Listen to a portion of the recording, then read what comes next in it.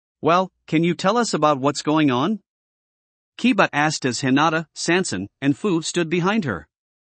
Well, after going through the tests and looking over the research, I can confirm that there is far more to Hinata's quirk than just turning into a strong sword, Mai explained. First of all, when you first decided to wield Hinata, did you feel anything? Yeah, it felt like something was connecting to me, Kiba explained, trying to recall that time. That makes sense. You and Hinata's chaos energy signatures are connected to one another. Similar to how the Cerberus sisters are connected, but not the same. Mai explained. It seems Hinata established a link with you when you bonded, making herself and her chaos energy an extension of you, changing her appearance and even her chaos energy by taking in yours. Not only that, it seems that your chaos energy has also altered her abilities, giving her the extra ability of absorbing the vitality from others when she cuts them, and giving it to Kiba, to act as a substitute for blood. So Kiba can maintain her own strength while draining others. Is this vitality stealing permanent? Kiba asked. And why did it stop Fu from regenerating and Sanson from moving? Vitality is basically a person's energy. And all living things need energy to do anything. Mai explained. When you slashed at Fu, you stole some of the energy he needed for his regeneration to work.